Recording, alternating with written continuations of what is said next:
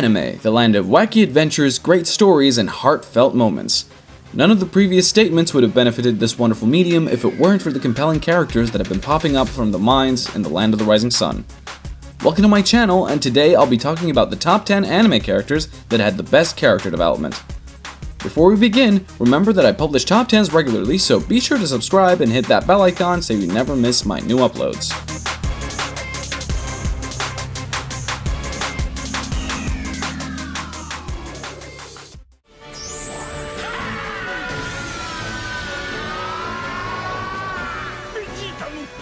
Let's begin at number 10 with a much needed classic, Vegeta from Dragon Ball Z. While it's true Vegeta isn't the protagonist of the series, and the greatest development for characters in anime is usually reserved for that role, Goku doesn't really have a lot of development per se. He's still the same lovable goofball who loves to fight. Who would have thought the arrogantly proud Prince of all Saiyans would become a faithful father and husband? I still can't shake him yelling, "My Bulma!" at the top of his lungs out of my head. That's my... From Goku's fiercest enemy to his fiercest rival and best friend, Vegeta is just one of those characters you can't help but cheer for.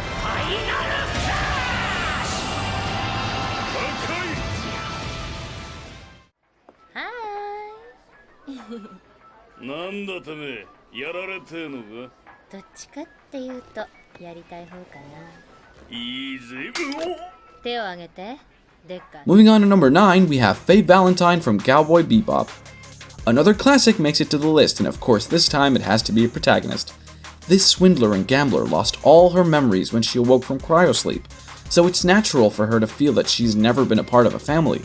Enter Spike Spiegel, who not only gave Faye a home on a ship, but also a family, something she never would have imagined. Faye truly embraced her new family, and one of my favorite moments are when she shows empathy to the rest of the crew. I was starting to worry about you. Hey, you should be grateful to me for staying here.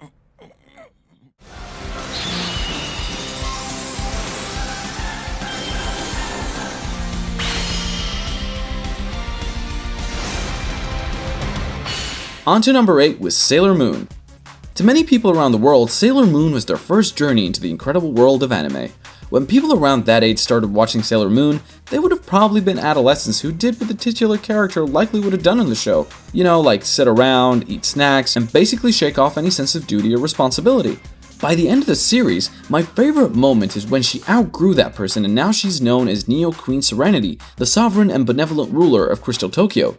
Not bad for someone who spent most of their time slurping ramen, don't you think?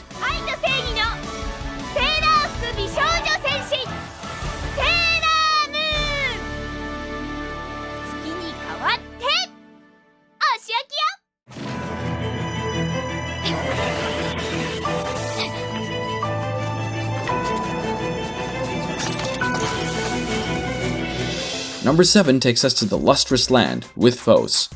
The Lustrous Land is one of those unique anime that highlight deep psychological issues like PTSD and trauma brilliantly to those that don't know a lot about them. Phospholite, or for the sake of East, Phos, has always wanted to take the fight to her faction's enemies. Unfortunately, she lacks the physical capability to bring herself to do this. After her unfortunate kidnapping at the hands of Antarctite, she is forced to go through the pain of loss of both her arms, as well as having them replaced. Her more optimistic and cheery personality is also replaced by a more silent, but more confident mannerism. I think she was at her best when she realized that she is much more than what she is, and when she managed to use her new arms to escape.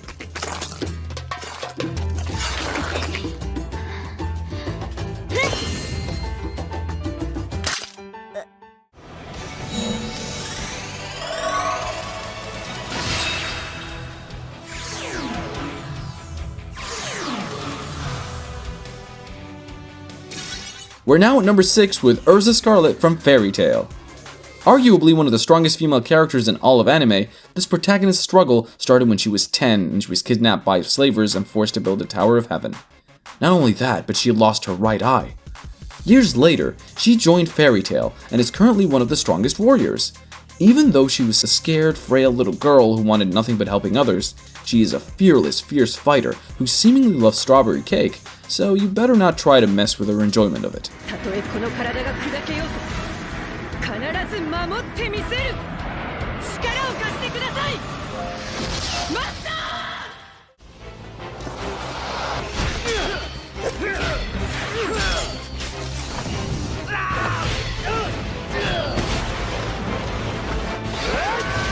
Number 5 brings us Kenshin Himura in Rurouni Kenshin.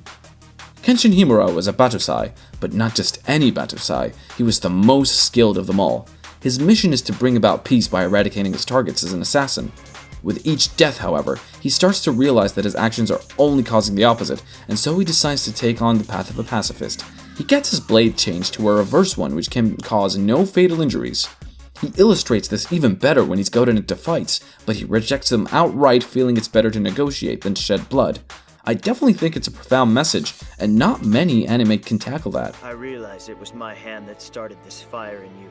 And if this anger is the only truth you know in the world, then so be it. Whether I win or lose will not decide the course of our fates.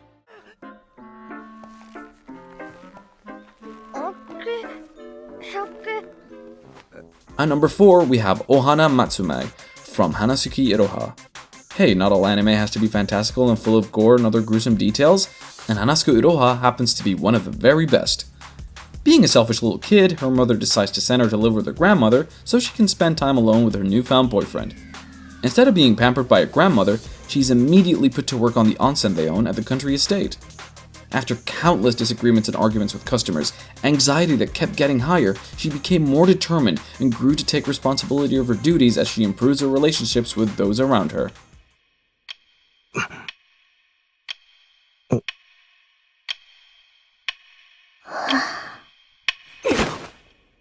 I am justice! I protect the innocent and those who fear evil! I'm the one who will become the god of a new world that everyone desires! Let's sink deep into number 3 with Light Yagami in Death Note. I'm actually a big fan of Light Yagami. He's the definition of innocence devolving into something much more sinister. Light Yagami was bored with everything in his life just because it was perfect. When he got his hands on the Death Note, everything changed, and we started to see him have a passion for his crimes. The best scenes that show off his character devolution are when he boasts about his kills in the monologues. Truly scary stuff. I am the god of the new world.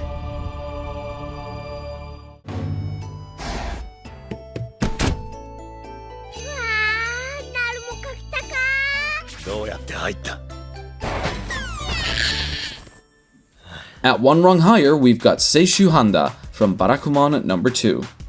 Calligraphy artists have one of the most beautiful jobs in the world, until they decide to punch you for criticizing their work and then your dad has to send you to live on a remote island. This is exactly what Seishu Handa had to go through in the beginning of his exile. But the children on the island would not have it, as they storm into his house, demanding he play with them. As the days passed, his heart grows softer, and wouldn't you know it, he's not as anxious about his projects as he once was. Him becoming a more socially healthy person is the highlight of the series for me.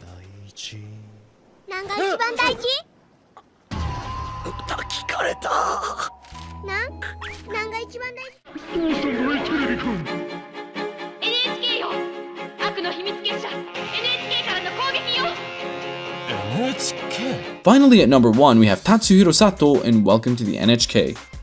A slice of life anime topping the list. You probably weren't expecting that.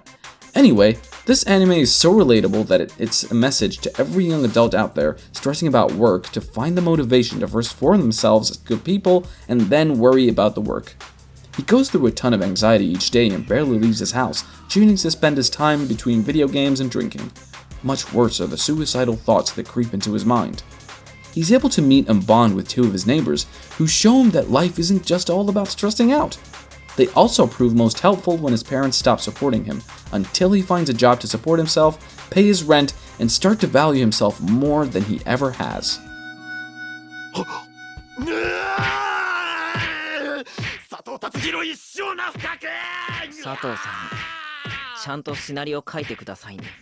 That's all for today.